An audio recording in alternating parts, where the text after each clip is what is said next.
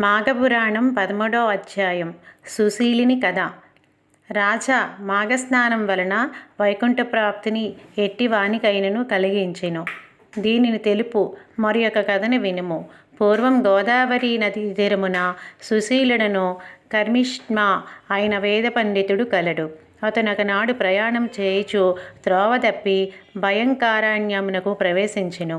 ఆ అడవి దట్టమైన పొదలతోనూ ఉన్నతములగు వృక్షములతోనూ పులి మొదలగు భయంకర జంతువులతోనూ కూడియుండును.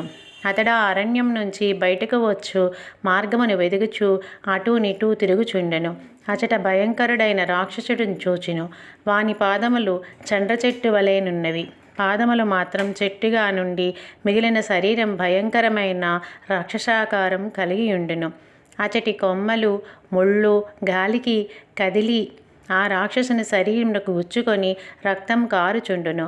వానికి కదలునట్టి అవకాశం లేదు. ఆహార పానీయాదులకు తీసుకొని అవకాశం లేదు. ఇట్టు దురవస్థలో నుండి విక్రమగా దుఃఖించుచున్న రాక్షసుని సుశీలుడు చూచి భయపడును. ధైర్యమునకై వేదమంత్రములను చదువునారంభించెను. హరినామ సంకీర్తనం చేయసాగెను. కొంతసేపటికి సుశీలుడు స్థిమితపడెను. ఓయి, నీవెవరు? నీకీ పరిస్థితి ఏమి? చెప్పుమని అడిగెను.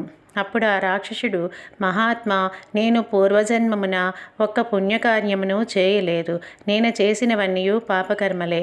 గోకర్ణ తీరమున మధువ్రతమను గ్రామమున గ్రామాధికారిగా నుండిని.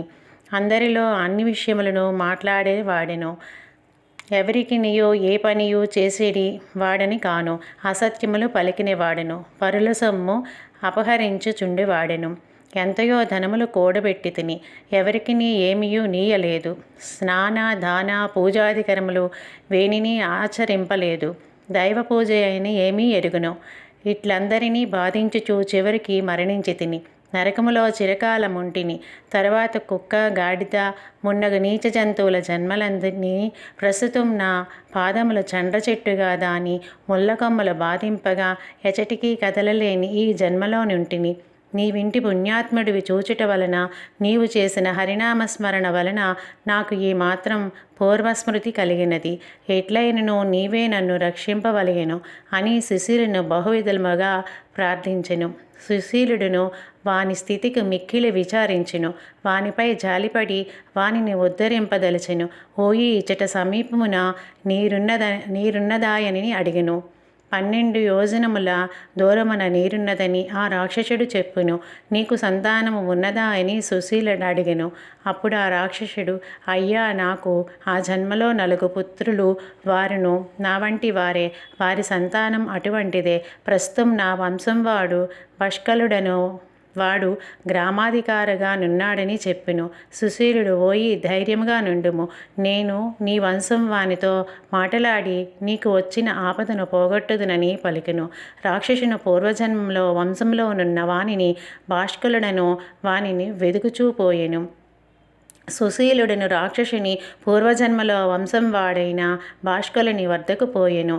వానిని తాను చూచిన భాష్కలుని పూర్వీకులుడైన రాక్షసుని వృత్తాంతమును చెప్పెను.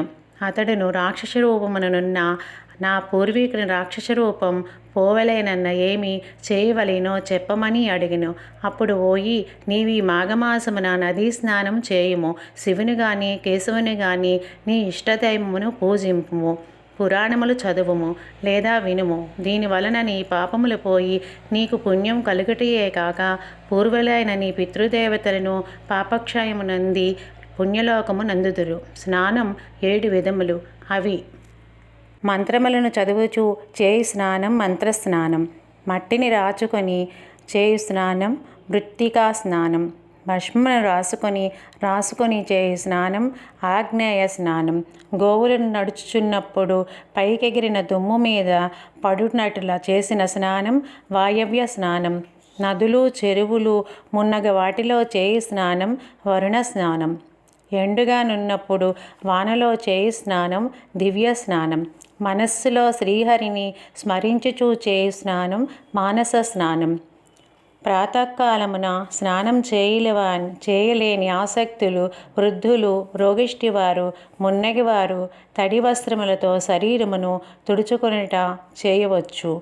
చుట్టూ ముడి వేసుకొని స్నానం చేయవలెను. స్నానం చేయనప్పుడు అపోహిష్టాది మంత్రములను చదువుచు, మంత్రం రాని వారు ఇష్టదైవమును స్మరించుచు నీటిలో మరలా మునగవలెను. సూర్యును, గంగను, దేవతలను తలుచుకొని నమస్కరించుచు ప్రదక్షిణం చేయవలెను. గంగా, యమునాది నదులను తలుచుకొని నీటిని వ్రేళ్లతో గీయవలెను. స్నానం దిగంబరుడై చేయరాదు. శరీరం పైభాగమున వస్త్రమును కప్పుకొనరాదు. రథసప్తమి, ఏకాదశి, శివరాత్రి మున్నగు పర్వదినములందు ఆయా దేవతలను కూడా తలుచుకొని నమస్కరింపవలెను అని సుశీలుడు భాష్కలునకు స్నాన విధానములను వివరించెను. అతడు అడిగిన ధార్మిక విషయములను, దైవిక విషయములను వివరించెను. తరువాత తన దారిన పోయెను. భాష్కలుడను సుశీలుడు చెప్పినట్లుగా మాఘస్నానమును, పూజాదులను నిర్వహించెను. స్నానాంతమున రాక్షస రూపము నన్ను పూర్వని ఉద్దేశించి తర్పణము కూడా చేసెను. ఇట్లు మాఘమాసమంతయు చేసెను. రాక్షస రూపమున ఉన్న తన పూర్వీకునకు రాక్షసత్వం పోయి పుణ్యలోకములు కలిగెను.